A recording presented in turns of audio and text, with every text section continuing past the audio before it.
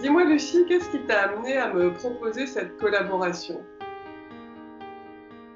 Euh, quand j'ai participé au groupe continu et que j'ai découvert ta pratique,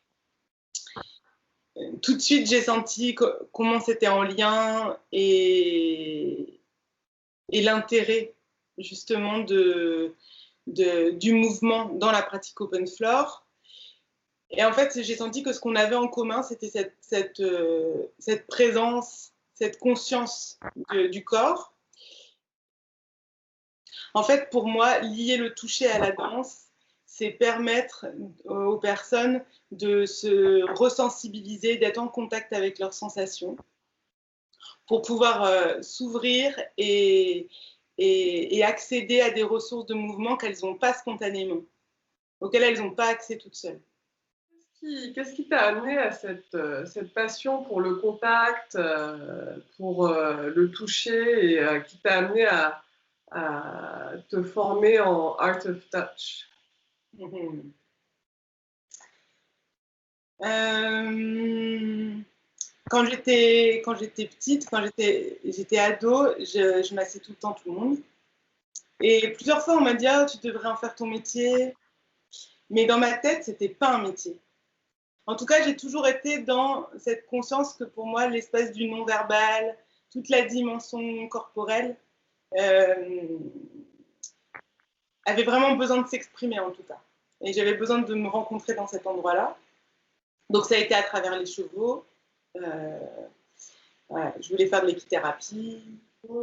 Voilà, il y a eu ce mouvement-là. Après, j'ai travaillé. Alors, j'ai aussi une fascination pour les passages, la naissance et la mort. Ça, c'est quelque chose qui est important pour moi. Et du coup, je me suis orientée dans l'accompagnement des personnes âgées. Et là, dans cet espace-là aussi de la fin de vie, le toucher est très présent. Donc, c'est revenu. La vie m'a réinvitée à cet endroit-là. Et ben là, bizarrement, ça devenait plus concret. Ça devenait plus concret. Et en même temps, j'avais pas suffisamment de matière, j'avais pas suffisamment exploré et je ne me sentais pas suffisamment formée, donc j'étais très vite en recherche en fait.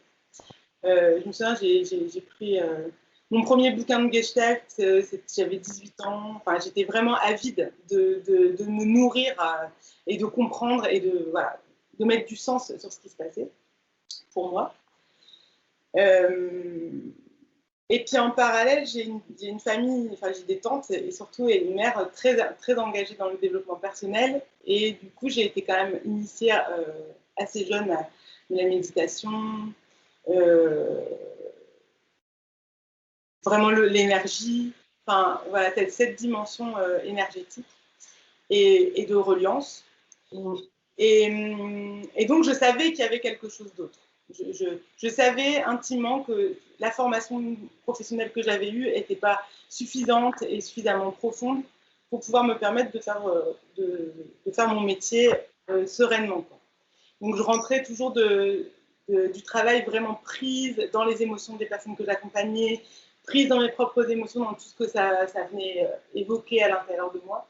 Et donc, j'ai entrepris un travail personnel et j'ai cherché une formation qui pourrait m'aider à compléter et à cheminer différemment. Et quand j'ai commencé cette formation, vraiment tout de suite, j'ai ressenti une grande, grande bienveillance, un grand respect et des repères clairs sur comment être en contact, de la place pour le vécu, des repères relationnels, de la prise de responsabilité, des espaces d'échange verbaux à partir du ressenti et de la sensation. Vraiment, c'est un univers hyper riche, cette formation. Et surtout, d'un seul coup, je découvrais un cadre, un vrai cadre à cette pratique-là. Donc, un vrai métier. Donc, un vrai métier, exactement. C'est vraiment ça qui s'est passé. Les fondamentaux pour moi de cette pratique, c'est justement qu'on passe par éprouver, faire éprouver, accompagner, machin. Et je crois vraiment que cette dynamique relationnelle-là, elle aide, parce qu'elle nous permet de sentir nos capacités à donner et à recevoir, et à se mettre dans ce mouvement-là. dans un mouvement de la relation.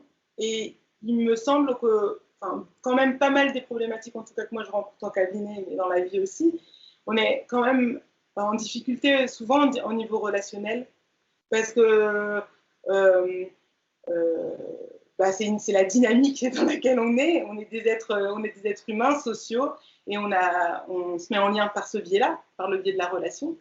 Et le fait de pouvoir l'investir corporellement, et ben ça aide vachement, ça aide à sentir sa place et à pouvoir se tranquilliser pour se rencontrer.